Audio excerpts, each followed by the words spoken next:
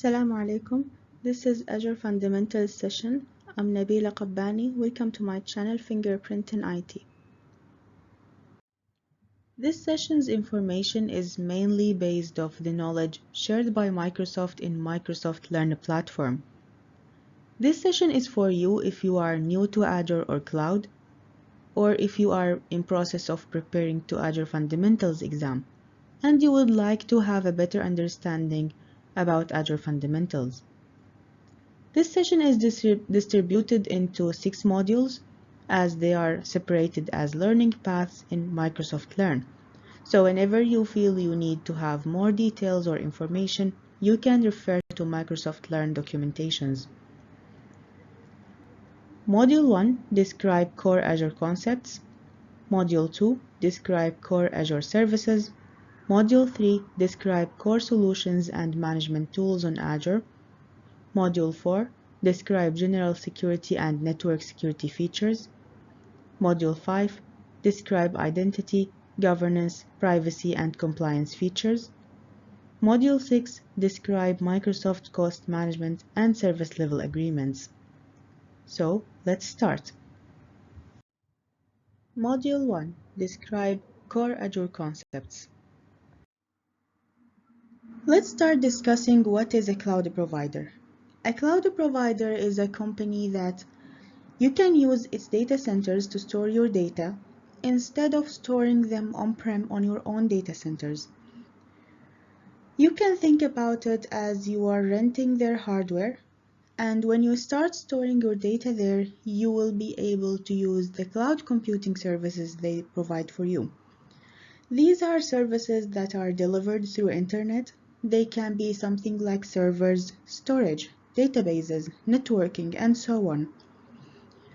You pay for these services in a pay-as-you-go pricing model, so actually you pay only for what you use. You can also scale up or down as per your business need. There are 2 basic services that are provided by all cloud providers, which are compute power and storage. Compute power is actually how much processing the computer can do. Here we can see 3 examples of cloud platforms, which are AWS from Amazon, Azure from Microsoft, which will be our focus, and Oracle Cloud Infrastructure from Oracle. So what is cloud computing exactly and its advantages? Cloud computing, as per Microsoft definition, is the delivery of computing services over the internet, which is otherwise known as the cloud. High availability and geo-distribution are 2 examples of cloud computing advantages. Microsoft has several data centers which are spread around the world.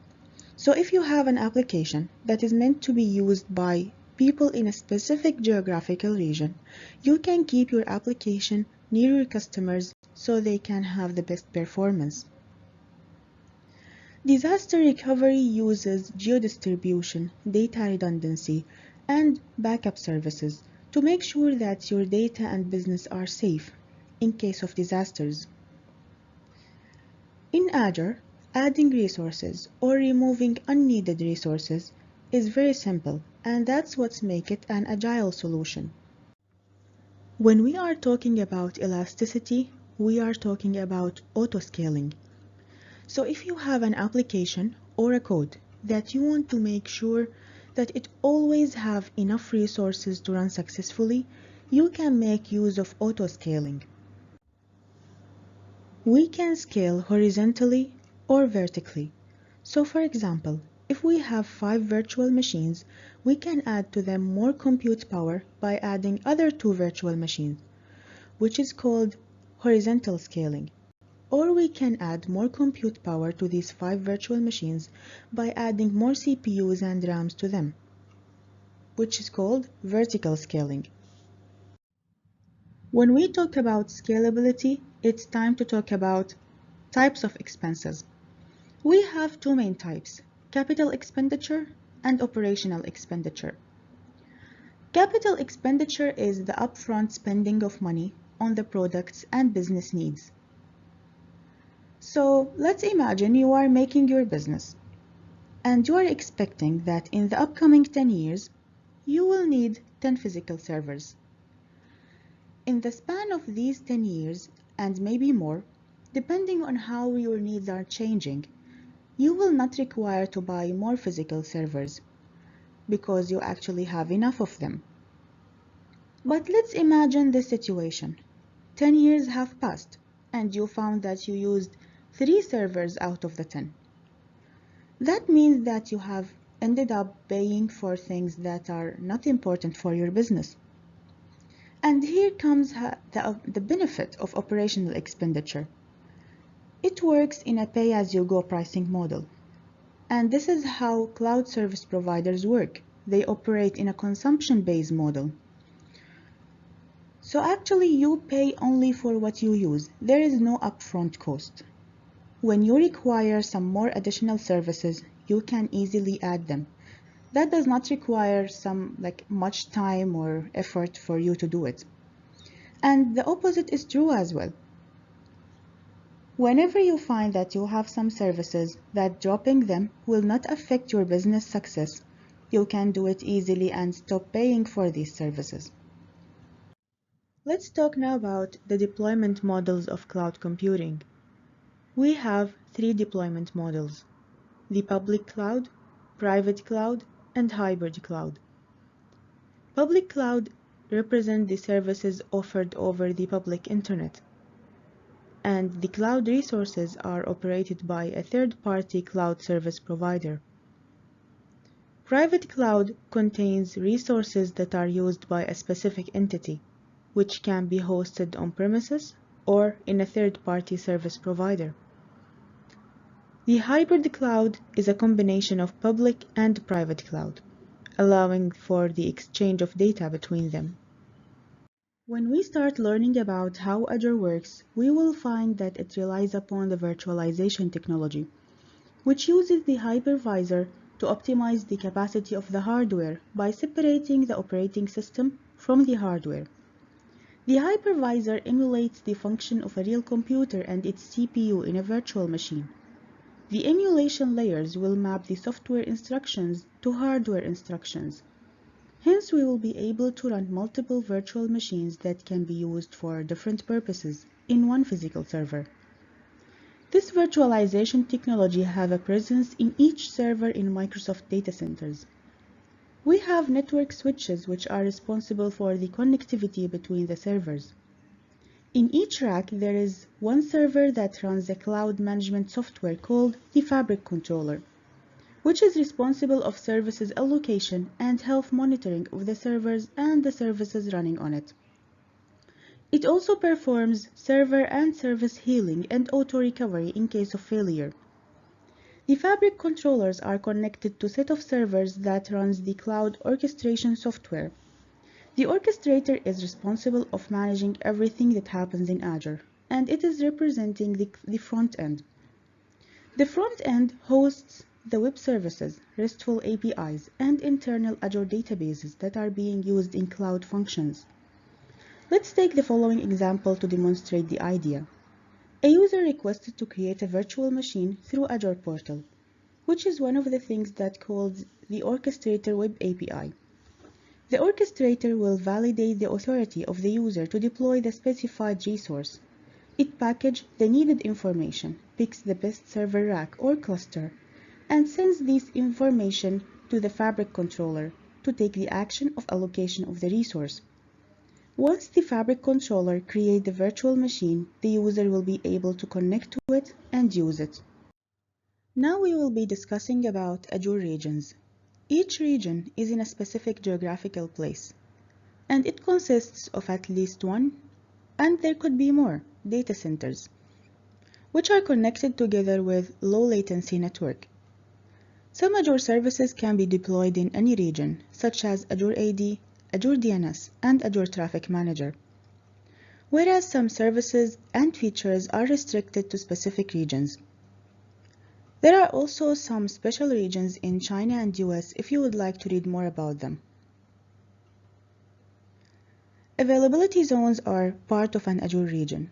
Not all regions have availability zones, but the ones that supports it will contain a minimum of 3 that are connected with a high-speed fiber optics networking. Each availability zone consists of one or more data centers that are isolated, having their separate cooling, networking, and power system. So if one availability zone goes down, others will keep working. This is a very good feature to be used for data redundancy, but we have to keep in mind if there are any costs for data duplication.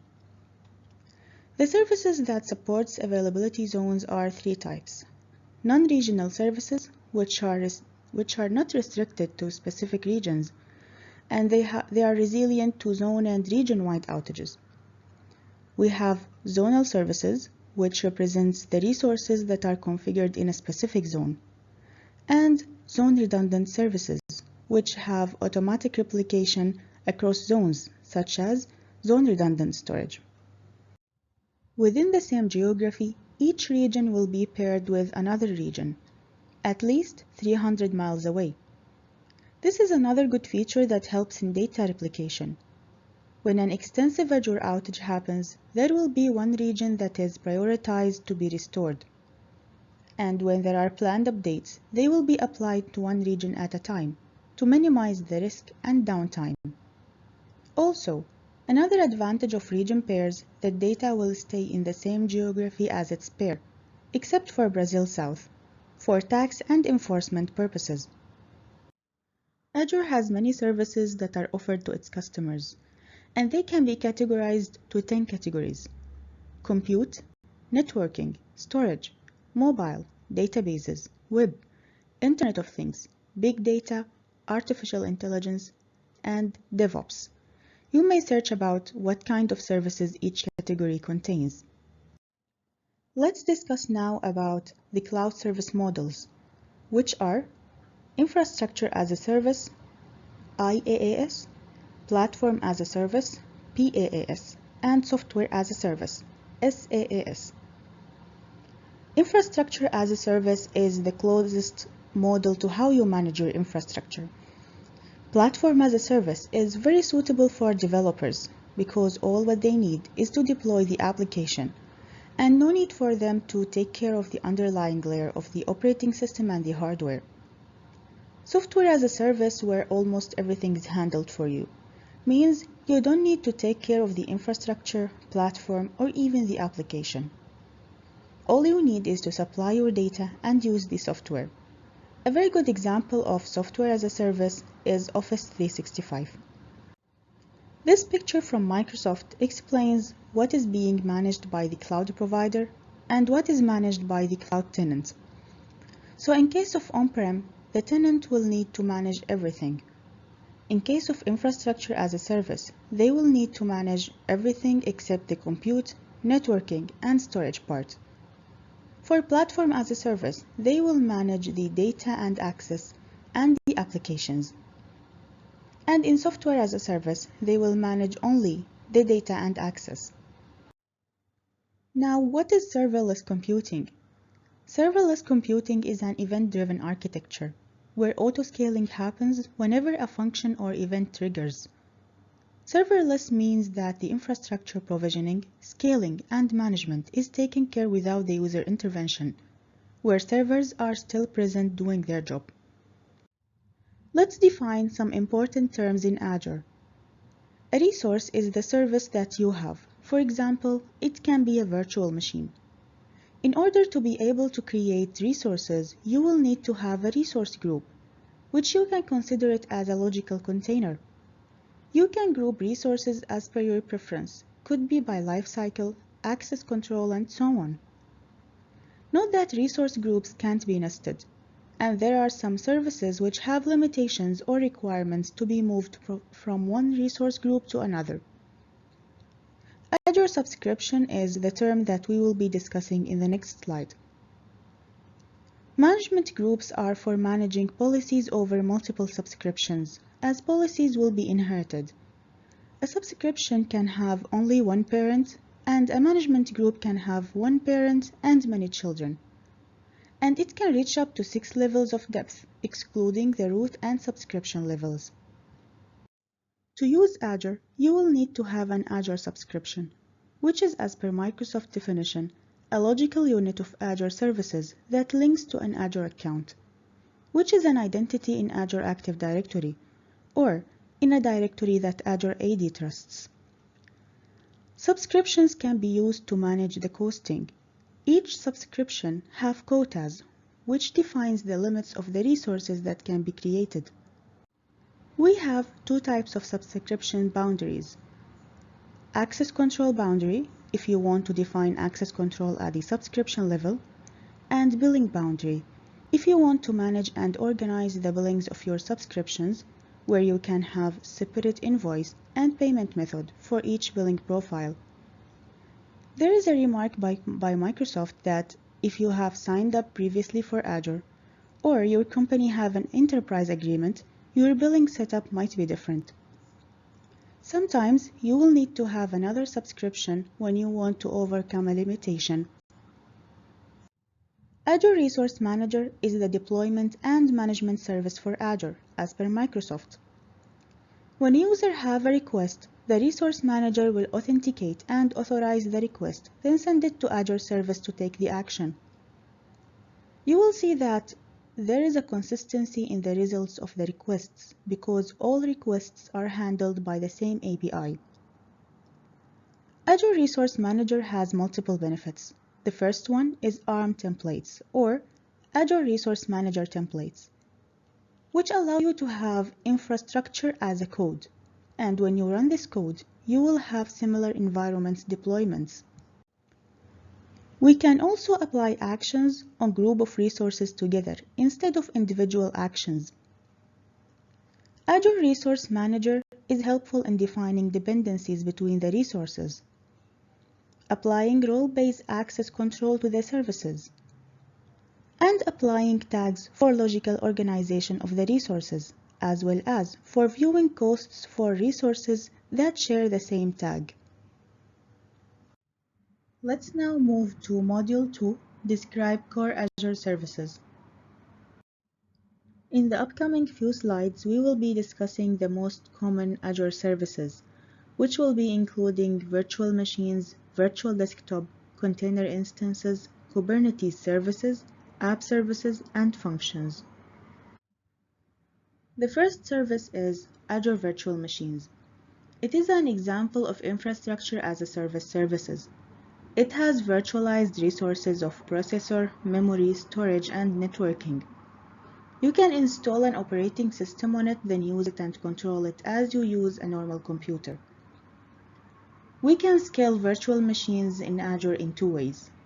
We can use virtual machine scale sets, which lets you create and manage identical VMs to support with high availability, load balancing, and auto-scaling to support during the on-demand changes, or it can happen according to a schedule. The second way is Azure Batch, which will allow you to large-scale parallel and high-performance computing for batch jobs, where thousands of virtual machines can be used. When a batch job starts, the following will happen. A pool of virtual machines will start, and we will have the process of installing apps and staging data. Then the job will run with the required tasks.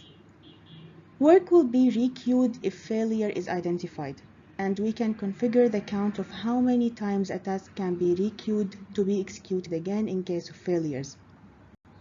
Finally, a pool will be scaled down when the work is completed. Azure can support you when you need the raw computing or supercomputer power. The second service is Azure Virtual Desktop. This service is beneficial as it will save your time and money from many of the requirements for the setup for your employees or even your remote employees' personal desktops. Azure Virtual Desktop can provide them with a cloud-hosted version of Windows that can be accessed from any location, and is compatible to open with multiple variations of devices and modern browsers. Users can have single access on the machine or can have multiple sessions for multiple users, in case they are using Windows 10 Enterprise multi-session. which is a Windows client that enables multi-concurrent sessions.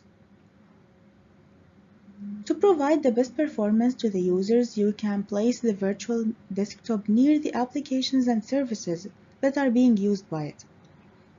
Additionally, users can access the virtual desktop fast because their profiles are containerized using FS logics that get attached to the computing resources at sign-in. Azure Virtual Desktop have multiple security features, where you can have centralized security management for users' access with Azure AD. You can enable multi-factor authentication and assign role-based access control to the users. Also, the risk of confidential data being left on personal devices is less. As in Azure Virtual Desktop, apps and data are separated from the local hardware and being run on remote server. Users' sessions are isolated in both the single session and multi-sessions, where Azure Virtual Desktop uses also the reverse connect technology, which is more secure than RDB. There are no inbound ports to the session host VM. In Azure, you can automate VM deployments, updates, have disaster recovery, and use Azure Monitor for monitoring. You can load balance the users on the VM host pool, which contains VMs with the same configuration. You can set load balancing to breadth mode, which can occur at the user's sign-in, where they get sequentially allocated with the resource across the host pool. And that gives the best performance. Or you can set load balancing to depth mode, where users are fully allocated to one VM before moving to the next. And that option is more cost efficient. To reduce the cost of using Azure Virtual Desktop, you can bring your own license.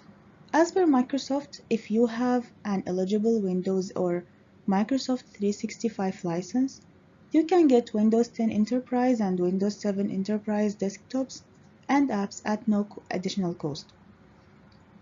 And if you have Microsoft Remote Desktop Services Client Access license, you can have Windows Server Remote Desktop Services desktops and apps at no additional cost.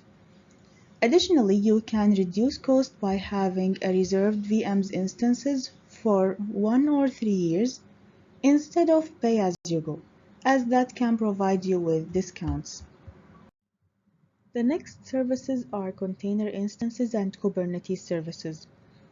They are used for deploying and managing containers, which are a lightweight solution that virtualizes the operating system. Containers containerize an app. It bundles it along with its dependencies, then deploys it to a container host. Containerized apps are less in size, and the launching time for a container is faster than a virtual machine, because it takes the time for launching the application only.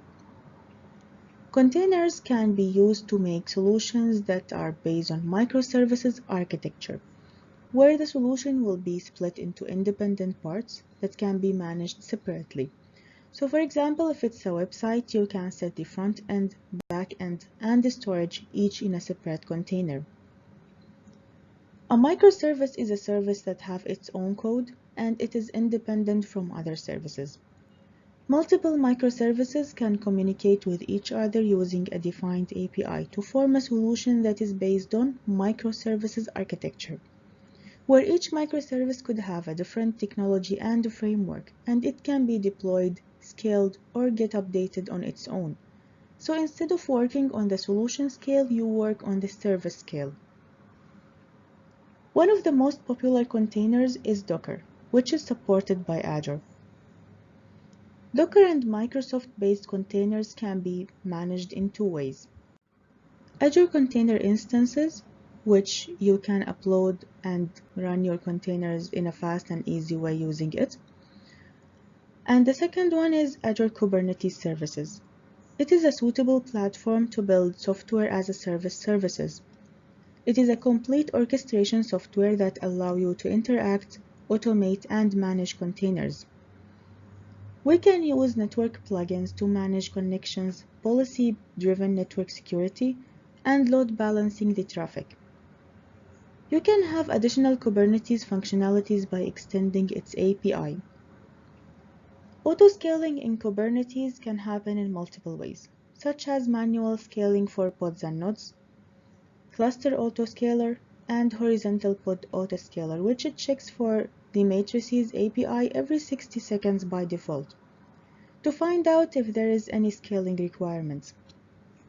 In some scaling cases, the new resources may not have been completely deployed before the next check on the scaling requirements, which can hold changes in number of resources. That is why we have a delay of 5 minutes by default before the triggering of next scale event. Next we have App Services. It is a platform as a service where you can build and deploy web and API apps. The common app services types are supported, such as web apps, API apps, web jobs, for running programs or scripts, and it is usually used for running background tasks which are considered part of an application logic. And mobile apps, for building a backend for iOS and Android apps, where custom backend logic in C# or Node.js can be executed. The app data can be stored in a cloud-based SQL database. Also, you can send push notification and authenticate customers through common social providers such as Google and Twitter. There is also an SDK support for native iOS and Android, Xamarin, and React Native apps.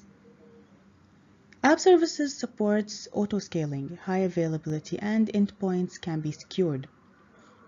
Also, automatic deployments from GitHub, Azure DevOps, or any Git repo is supported. Next we have functions. It is used when we want to perform a specific task in a schedule or in response to an event, where you can take care of the code without the underlying infrastructure. It is an event-driven scale, on-demand compute platform that can be used in cases where when you need a response in seconds. It is based on serverless computing, which can run each function on a different compute instance. It allows you to integrate services by using triggers and bindings, where the developer will include the code and metadata about the triggers and bindings in the function. Triggers define how the function will be invoked, and bindings gives a declarative way to connect to services from within the code. Serverless allow also for microbilling, where you only pay for the execution time used by that function. If the function is not active, you don't pay for anything. Functions can be either stateless, which is the default, or stateful, which is also known as durable functions. In stateless, each call of the function behaves as it is restarted, whereas stateful allow for passing context through the function to track prior activity. Azure Logic Apps is another implementation of serverless computing. The difference between logic apps and functions is that functions execute code, whereas logic apps execute workflows. Both can be used to perform complex tasks, where you can call one from the other. In function, you write a code, and in logic apps, you use a GUI to define actions. You can pause the video to see some more details in the differences in this picture from Microsoft. Let's move now to networking services. Azure Virtual Networks allow the following: isolation and segmentation, internet communications, communication between Azure resources, which can happen in two ways, virtual networks, and service endpoints, where you can connect resources to virtual networks using an optimal routing between the resources, as private IPs in the VNet can reach the endpoints of an Azure service without the need for the public IP address. Using service endpoints allow to maintain traffic on Microsoft Azure backbone, which gives more security. Service endpoints can be used for the following platform as a service services: Azure Storage, Azure SQL Database, Azure Cosmos DB, Azure SQL Data Warehouse, Azure Database for PostgreSQL, and Azure for MySQL.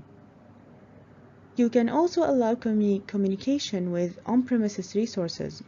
To allow your network to span your on-premises and Azure environment, you can use the following three methods. Point-to-site virtual private networks, which can be used to connect an external computer to the corporate network through VPN. Site-to-site virtual private network, where you can connect your on-premises VPN device or gateway to Azure VPN gateway in a virtual network. This connection is over the internet and it's encrypted. And third method is Azure Express Route, which is used when you need more security or higher bandwidth, where you will have a dedicated private connection to Azure that does not pass through the internet.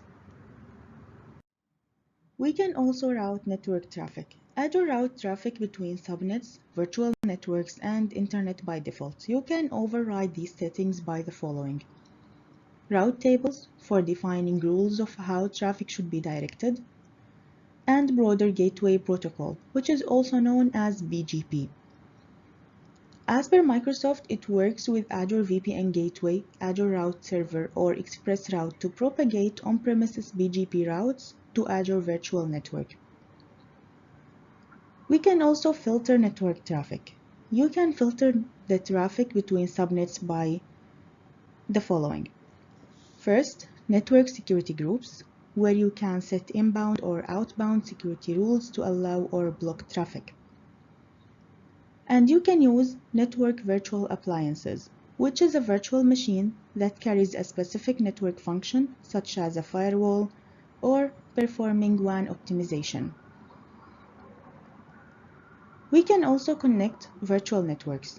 You can connect virtual networks through peering, even if they are in different regions. User-defined routes, or UDR, gives the network administrators the control over the routing tables between subnets within a VNet and between VNets. Azure Virtual Network can be configured through Azure Portal, Azure PowerShell, Azure CLI, Azure Cloud Shell, or ARM templates. Through the configuration, the network name should be unique in the subscription. You need to make sure that while assigning IP addresses ranges, that these IPs does not overlap with other ranges in the same subscription or even with other connected network, as you won't be able to use the overlapped range in both networks. In the VNet settings, you can set up multiple things, such as standard DDoS protection, which is a premium feature, network security groups to define rules. You can have subnet delegation to designate the subnet to a specific service, firewall, and peering. Let's talk now about Azure VPN Gateway. Using VPN, you can connect networks together through an encrypted tunnel over an untrusted network. VPN Gateway allows you to connect virtual networks to on-premises data centers through site-to-site connection, or to individual devices through point-to-site, or to other networks through network-to-network connection. You can deploy one VPN gateway in each virtual network and use it to connect to other locations. You can deploy VPN gateway as policy-based or route-based, and both will be using pre-shared key for the authentication. And they both depend on Internet Key Exchange to set up security association, an agreement for the encryption, and depend on Internet Protocol Security, IPsec, that has the association passed to the IPsec suite to work on encrypting and decrypting the data packets. To deploy a VPN gateway, you will need some Azure resources and on-premises resources. The Azure resources are virtual network, gateway subnet, public IP address, local network gateway, virtual network gateway, and connection. Whereas the on-premises resources are VPN device that supports policy or route-based VPN gateway, and public internet routable IP address. We have multiple setups to ensure high availability. The first one is active standby. If the active node goes down, the standby will take over. The connection will interrupt during the failover for some seconds. The second setup is active-active. Here you will have a unique IP for each instance and different tunnels between each devices. And for more high availability, you can have a second device on premises. Let's move now to Azure Express Route and its connectivity models.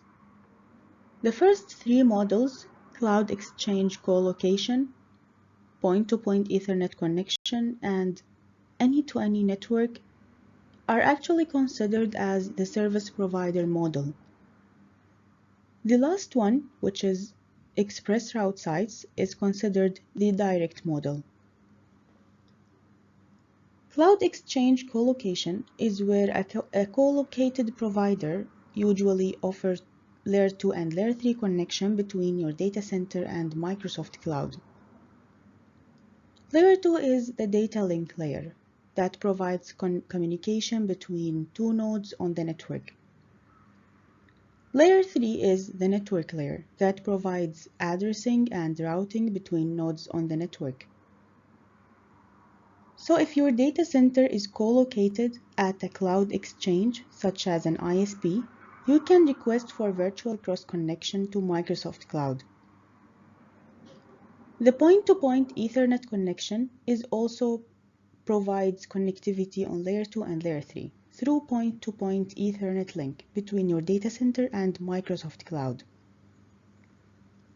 Any-to-any network allow you to have an express route connection to Microsoft that is like any other location in your private one. All WAN providers offer Layer 3 connectivity. The express route size is where you can connect to Microsoft network at a peering location. That connection provides dual 100 or 10 gigabits per second connectivity that supports active-active connection. Note that express route provides private connection but not encrypted. Now we will talk about Azure Storage Services. To start storing your data in Azure Storage, you need to make an Azure Storage account through Azure Portal, PowerShell, or Azure CLI. The first type is Azure Disk Storage. Azure stores VMs' virtual disks in Azure Disk Storage, where applications and services can access it and use it. But you can't store in Azure Disk Storage disks outside virtual machines. There are different sizes and performance levels for disks. There is solid-state drives, SSD, and hard disk drives, HDD, for less critical workloads. There is premium SSD for mission-critical production, and Ultra disks for data-intensive workloads, top-tier databases, and transaction-heavy workloads. The second type is Azure Blob Storage, which can store unstructured massive amount of data and can manage high number of simultaneous data input. It can be used for different purposes, such as storing files for distributed access and storing backups and archiving. You can use containers to store blobs, as that will make things more organized. We have Azure Files, which allow you to have a fully managed file share that can be accessed from anywhere using a URL. File share is accessible via server message block and network file system protocols. File share can be accessed by many VMs and roles simultaneously. It is a good option to be used when you need to migrate applications that share data to Azure and storing tools that being accessed from multiple VMs and used by multiple users. Azure files are encrypted at rest, and it is encrypted as well in transit using SMB. You can use shared access signature (SAS) tokens to allow the access for a specific amount of time. As data will keep growing, some data are required to be retrieved a lot during their life cycle, while others, the required access for them might start decreasing by time as they age. So to manage your storage costing, there are 3 blob access tiers. We have hot access tier for data that require frequent access, cool access tier for data that does not require very frequent access and is stored for at least 30 days, archive access tier for data that being rarely accessed and stored for at least 180 days. Hot and cool access tiers can be set from account level, and all tiers can be set at blob level during upload or after upload. Archive storage has the lowest storage cost, but the highest for data access. Let's talk now about Azure databases and analytics services. We have Azure Cosmos DB, which is globally distributed. And you can scale throughput and storage across any number of Azure regions. It also provides an SLA for the throughput, latency, availability, and consistency. Azure Cosmos DB supports schema-less data that helps in having highly responsive and always-on applications. Azure Cosmos DB stores data in ARS format, which is Atom Record Sequence. As per Microsoft definition for ARS, atoms consist of a small set of primitive types, example, string, boolean, number, etc. Records are structs, and sequences are arrays consisting of atoms, records, or sequences. Then the data is abstracted and projected as an API that you choose while creating the database, such as SQL, MongoDB, Cassandra, Tables, Gremlin. As different APIs uses different data formats for storage and wire protocol, it is recommended by Microsoft to use the same API for all access to data in a given account. We also have Azure SQL Database. It is a relational database. This database has high performance, reliability, built-in high availability, in-memory technology, and security. You can use it in building data-driven apps and websites without managing the underlying infrastructure. If you have an on-premises SQL database, you can migrate it to Azure using the Azure Database Migration Service. The Microsoft Data Migration Assistant will guide you through the required changes before starting the migration by generating a report that gives you recommendations. Next, we have Azure Database for MySQL. It is a relational database service. It has built-in security, fault tolerance, availability, performance prediction, scalability, and data protection. It also offers a point-in-time restore to recover a server to a previous state, as far back as 35 days. It is a good choice if your website uses LAMP stack, which is Linux, Apache, MySQL, PHP. You can also use here Azure Database Migration Service to migrate your MySQL database.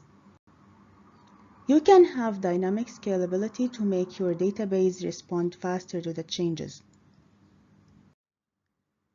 Next, we have Azure Database for PostgreSQL. It is also a relational database that has high availability. This database supports the point-in-time restore up to 35 days. There is 2 deployment options for Azure Database for PostgreSQL. Single server, which provide high availability, security, backups, monitoring, performance prediction, vertical scaling, and protecting data in rest and motion. With this deployment, you can have 3 pricing tiers: Basic, General Purpose, and Memory Optimized. where each offer different resource capabilities for supporting database workloads. We also have hyperscale, which can scale queries horizontally across multiple machines through sharding. It is generally used for workloads approaching or exceeding 100 GB of data.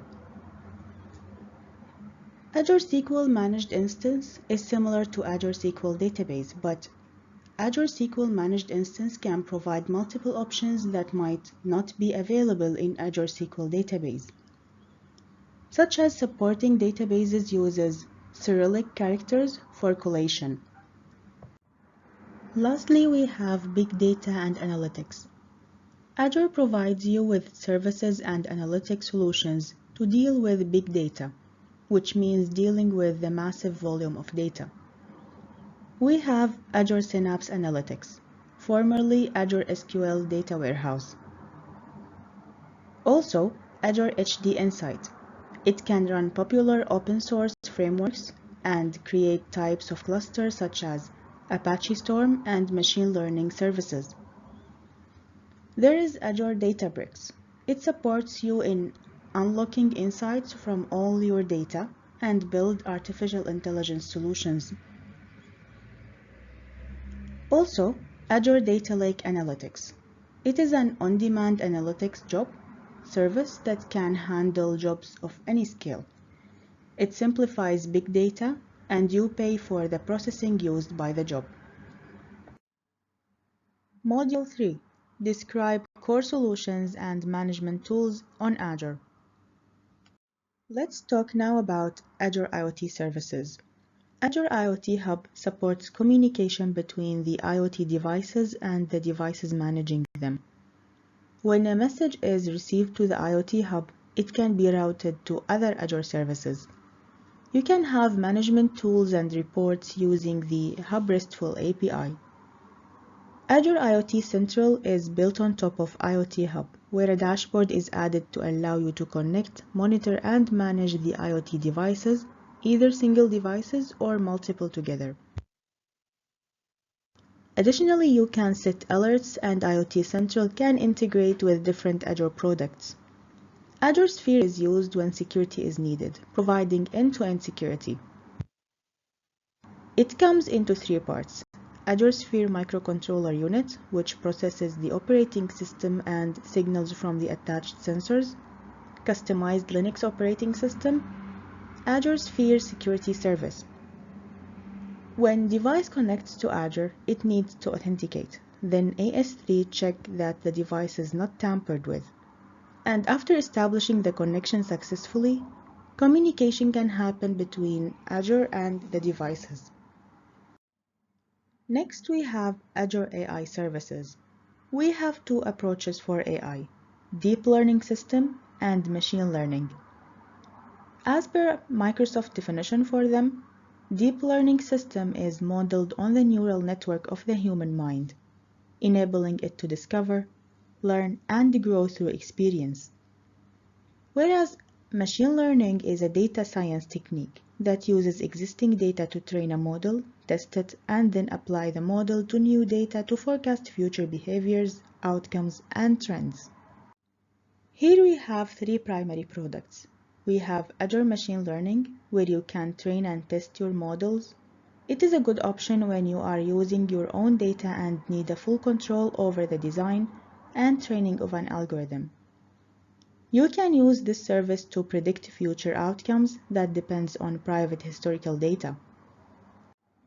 Second, we have Azure Cognitive Services, which provides you with pre-built machine learning model.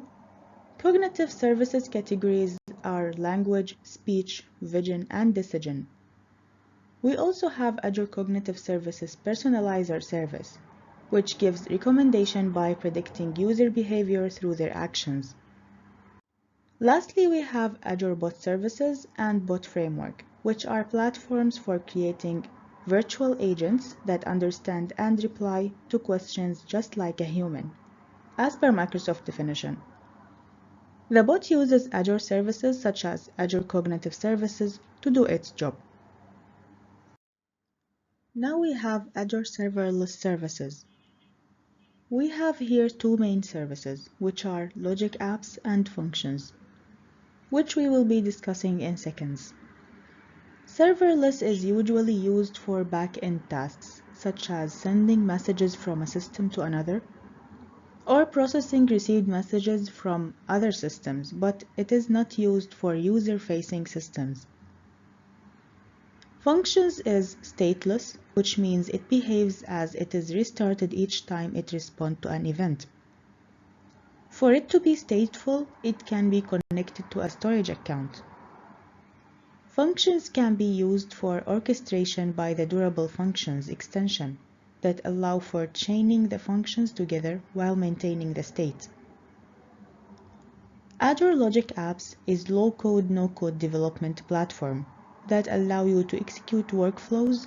You can perform the same in functions, but it is much complicated. Azure Logic Apps is helpful in case of logic-intensive orchestration that uses complex algorithms. Their primary usage is as follows. Azure Functions is a serverless compute service, and Azure Logic Apps is intended to be a serverless orchestration service. Note that workflows are considered declarative and code is imperative. We have also services that helps organizations build better solutions. We have Azure DevOps services, which contain Azure repos, a centralized secure code repository, Azure boards used in project management, Azure pipelines, a CI/CD pipeline automation tool, Azure Artifacts is a repository for hosting artifacts, and Azure Test Plans is an automated test tool. We also have GitHub and GitHub Actions. GitHub Actions enables you to automate workflow with triggers. For example, automating CI/CD toolchain, which is a combination of tools where the output of one tool is the input of the next. GitHub is lighter weight than Azure DevOps, where the developers contribute to the open source code, whereas Azure DevOps is for enterprise developments with heavy tools for planning and project management, and finer-grained access control. Also, you can mix the use of these services as per your need.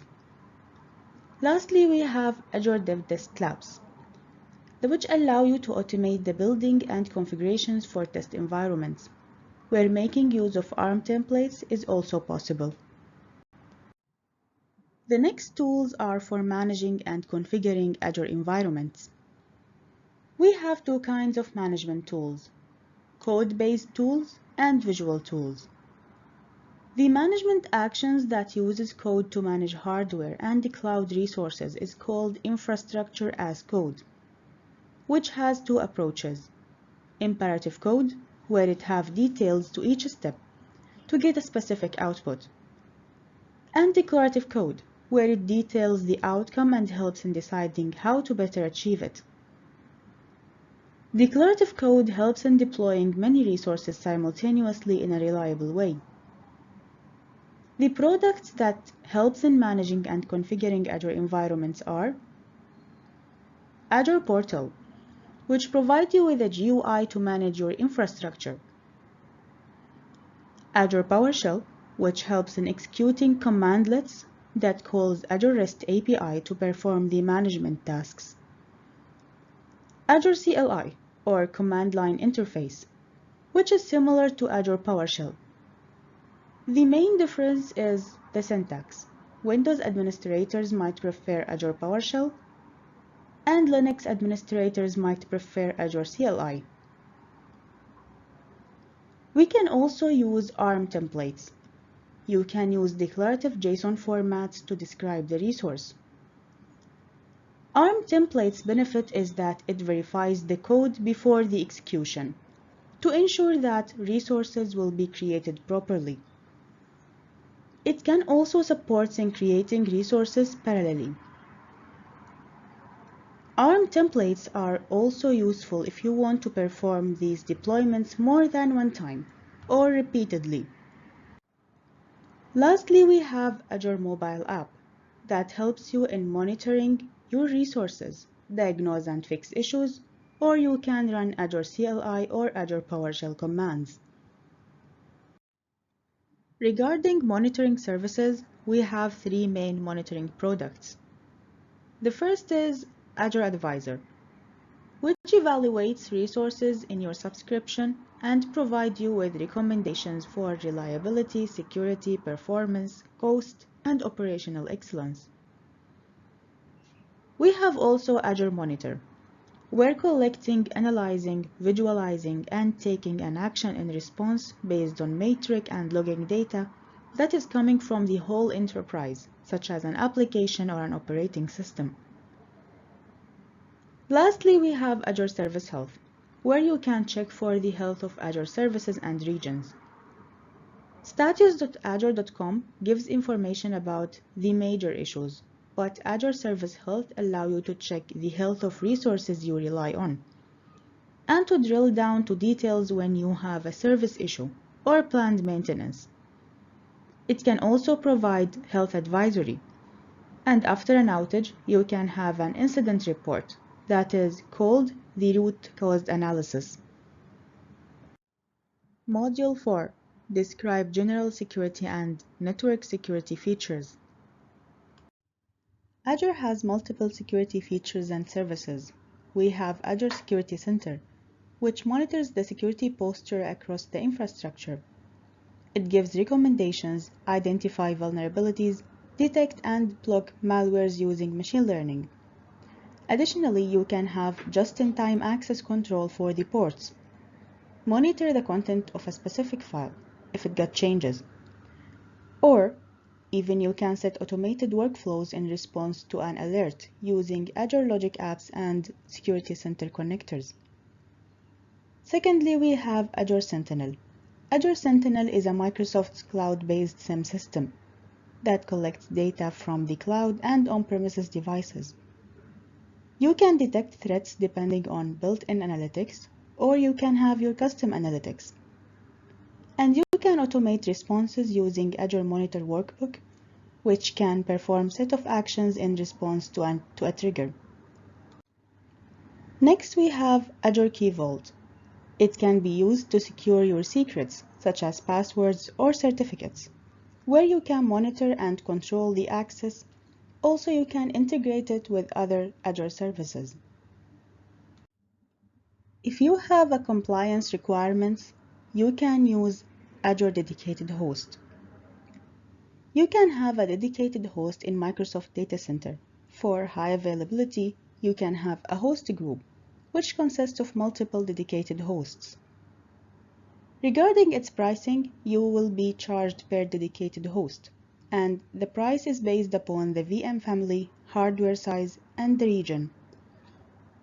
Also note that the software licensing, storage, and network usage have a separate billing from the host and the VMs. One of the most important concepts in security is defense in depth. Let's define it together.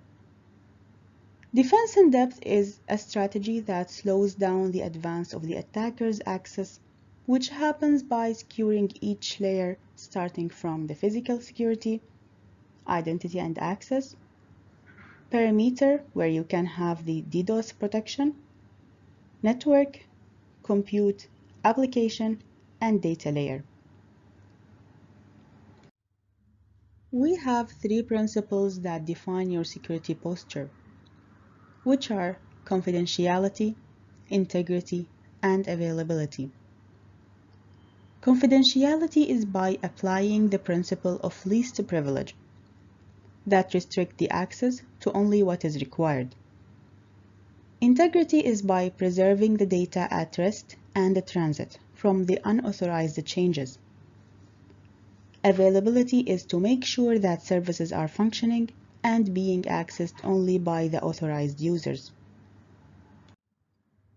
To protect your environment, you can use Azure Firewall, which is a cloud-based network security service. It is a stateful firewall that can analyze the complete context of a network connection. We also have Azure Application Gateway, which is a web application firewall, or what is known as WAF.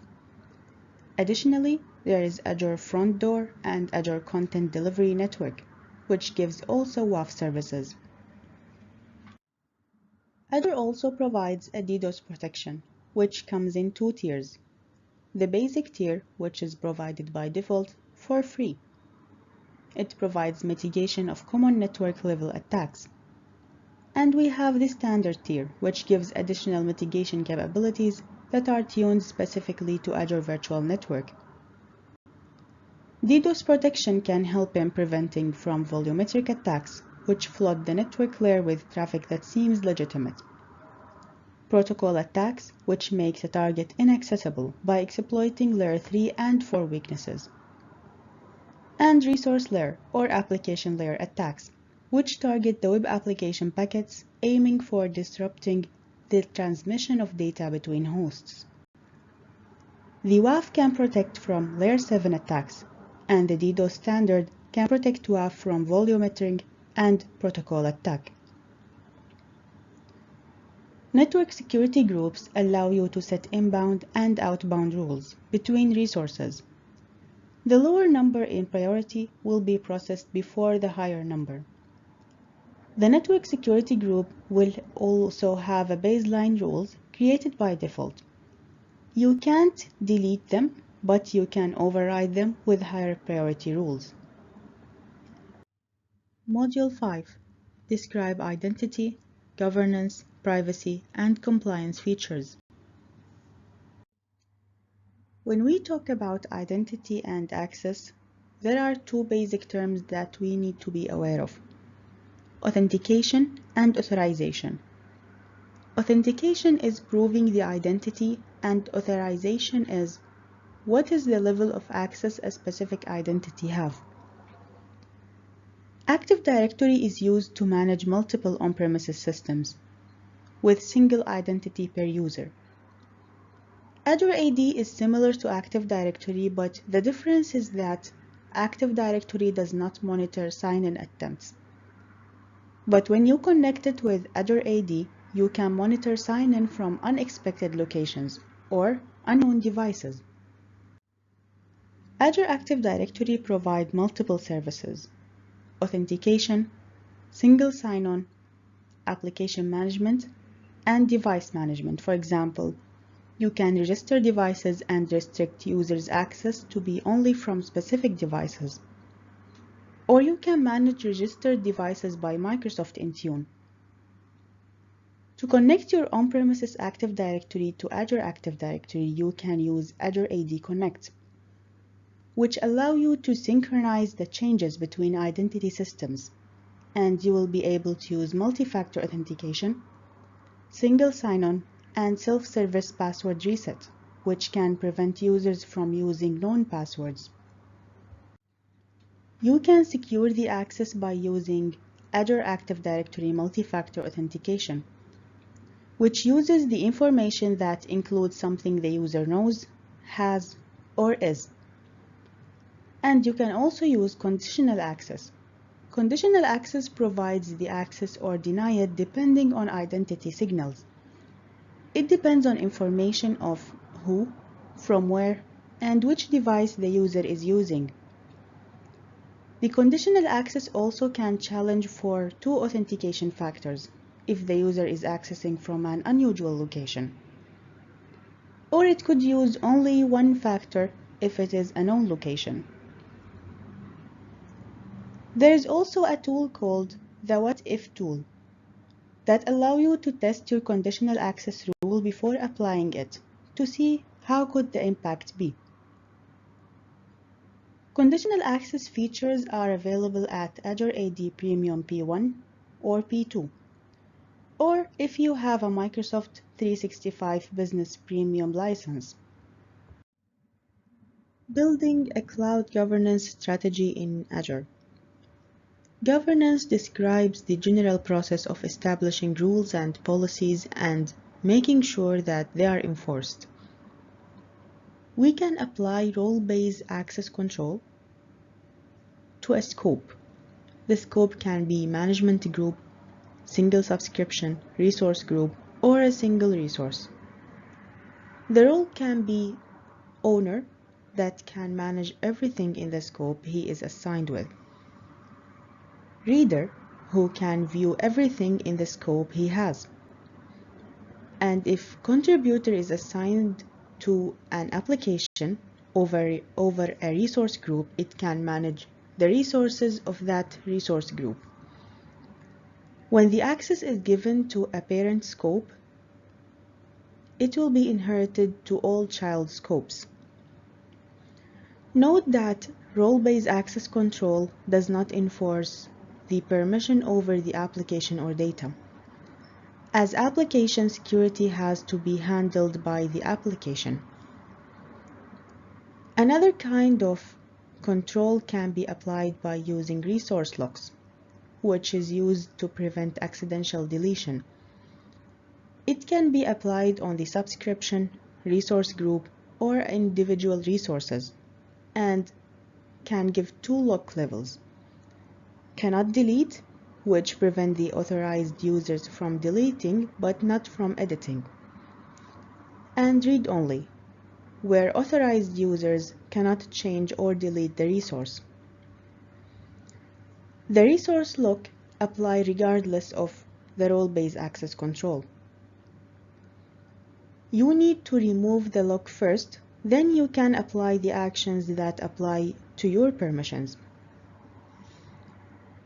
But when you remove the lock and did not return it back, resource can be modified or deleted. If you want to have a standard that is applied to have locks, you can use Azure blueprints that can automatically replace the resource lock if it is removed.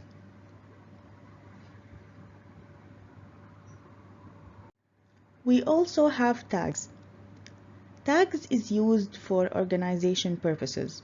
They are useful for resource management, cost management and optimization, operations management, security, governance and regulatory compliance, workload optimization and automation. Note that resource tags are not inherited. If you want to apply inheritance for example, a rule that gives tag to newly created resources, then you can use Azure Policy. As per Microsoft, Azure Policy is a service in Azure that enables you to create, assign, and manage policies that control or audit your resources. To implement Azure Policy, 3 tasks will be involved. Create a policy definition, assign the definition to resources, and review the evaluation results. You can use Azure Initiative for grouping related policies together, and you can assign this initiative to a specific scope. Let's imagine now that you want to ensure compliance on multiple subscriptions. So instead of applying policies to each subscription, you can use Azure Blueprints, which contain artifacts. Each artifact is a blueprint definition. You can specify parameters values while creating the blueprint or upon deployment, such as making policy for restricting creating resources to a specific location. You can set the location while creating the blueprint or while deploying it. A blueprint can contain, for example, policies, resource groups, ARM templates. When you need to adopt cloud solutions, you will need guidance for this. Cloud Adoption Framework for Azure can help you by its tools, documentations, and proven practices. The Cloud Adoption Framework consists of 5 stages. Define your strategy. In this stage, you need to ask yourself why you are moving to the cloud. Make a plan, where you build a plan that maps your goals to actions. Ready your organization for having a landing zone or an environment that will host your workloads. Adopt the cloud. You will start the migration process, and this stage consists of 2 parts: migrate and innovate. Lastly, we have govern and manage your cloud environments. When you want to set your governance implementation, you will need to have a cloud organization structure, which usually require you to form a Cloud Center of Excellence team. They are also called Cloud Enablement Team or Cloud Custodian Team. Their role is to implement the governance practices for the organization from a centralized location. This team begins the Azure governance strategy from the subscription level, which has three main aspects: billing, access control, and subscription limits. Compliance is to follow the law, and regulatory compliance is to make sure you are following the enforced law. In order to know what personal data Microsoft collects, how Microsoft uses it, and for what purposes, you can check the Microsoft Privacy Statement. The Online Services Terms, or OST, applies to Microsoft Online Services that you license through a subscription. It is the legal agreement between Microsoft and the customer which details the obligations by both regarding the processing and security of customer and personal data. The Data Protection Addendum, or DPA, defines the data processing and security terms for online services, which includes compliance with laws, disclosure of processed data, data security, data transfer, retention, and deletion. The Trust Center shows how Microsoft implements and supports security, privacy, compliance, and transparency in its cloud products and services.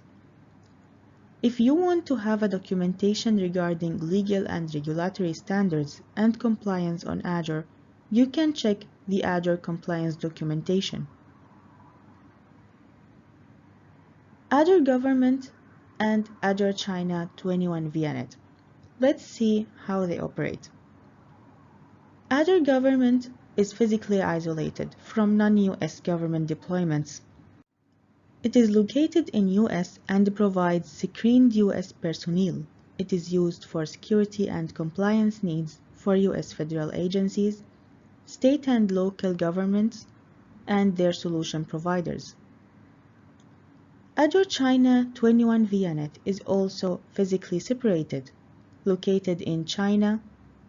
It is independently operated and transacted by Shanghai Blue Cloud Technology, which is owned subsidiary of Beijing 21 VNet Broadband Data Center. Module 6. Describe Microsoft Cost Management and Service Level Agreements.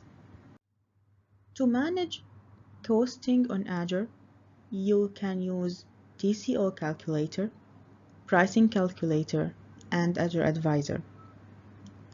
TCO Calculator, or what is known as Total Cost of Ownership Calculator, is used to estimate the cost saving of running your environment on cloud versus on-premises, where you define your workload, adjust assumptions, then you can choose to view a comparison report between 1 to 5 years of time frame. Note that you don't need an Azure subscription to use TCO Calculator. Pricing Calculator will help you in determining which service is better for your budget, and Azure Advisor can make recommendations to help you better manage your costs, for example, by identifying unused resources that you have. So, how to purchase Azure services? You can do that through an enterprise agreement, directly from the web, and through a cloud solution provider. There are multiple factors that affect the cost, such as resource type, location and network traffic, usage meters, which track your usage, resource usage, Azure subscription type, and Azure Marketplace, where you can purchase solutions and services from third-party vendors, and the billing structure is set by them. To minimize your costs on Azure, you can make a proper estimation before you deploy your workloads on Azure. You can use for this the TCO calculator and the pricing calculator. You can also use Azure Advisor, which can tell about unused or underutilized resources. You can apply spending limits. Azure Reservations is another way to minimize the cost, as you will have discounts by reserving and paying in advance. You can deploy your services in a low-cost region, but keep in mind also the price of the outgoing network bandwidth. Keep yourself up to date with available offers. You can use Microsoft Cost Management to help you in checking and managing your billings and spendings. Applying tags will help you in categorizing the cost, for example by department or by environment if it's test, development, or production. Additionally, if you have a VM that has unutilized resources, then it's a good idea to resize it to have the needed resources. Also, if you have some VMs that run in a specific timings, then you can deallocate the VMs during off hours. Ensure that you do a review for your environment and you delete the unused resources. Migrating from infrastructure as a service to platform as a service is another way of minimizing the cost. You can also choose a cost-effective operating system or use Azure Hybrid Benefit to repurpose software licenses on Azure. Let's move now to SLA, or Service Level Agreement. SLA is an agreement between the company and the customer. Azure SLA is an agreement that states the performance standards that Microsoft commits to for you as a customer. The performance is commonly measured in percent and typically ranges from 99.9% to 99.99%. Mostly that represents the uptime, but in other services it could be related to latency, for example. We have also something called the service credits. You receive credits when the service fails to perform to its specifications. You need to fill a claim and submit it according to the specified timeline to receive a service credit. Or if you purchase your Azure services from a cloud solution provider partner, the cloud solution partner will take care of this process. Note that free services does not have SLA. If you want to know the global view of Azure services and regions health, you can see that from Azure Status, which provides an RSS feed of changes to the health of Azure services. So it's important to understand what SLA your business needs and the time a component will take to be restored after a failure, and the usage patterns, which means do you require a high SLA 24/7 or it's for specific timings, and how to achieve it without having an over increase in the cost by choosing the things that suits you. Let's now talk about the SLA for preview services and the preview features. First, let's discuss the life cycle of an Azure service. The service starts with development phase. Then, it is released to the public preview phase, where the public can use it and give their feedback. And after a service is validated and tested, it will be released to all customers as production-ready service, and it's known as general availability. Some previews are not covered by customer support, or may have reduced or different security, compliance, and privacy commitments. Also, previews are excluded from service level agreements, so it's better to avoid using them in business-critical workloads. If you want to stay up to date with the status of the services, you can check the page for the updates. Let's take this example of SLA and how to calculate it. If you have a workload, you will have a composite SLA. Let's imagine that you have two Azure virtual machines, each having an SLA of 99.9%, and an Azure SQL database, which have an SLA of 99.99%. Simply to calculate the composite SLA, you will multiply everything. So you will multiply 99.9% by 99.9%. These are representing each virtual machine, multiplied by the SQL, which is 99.99%. That will give us a total of 99.79%. As you will notice that the total SLA will decrease. That is because you are having more complex workload.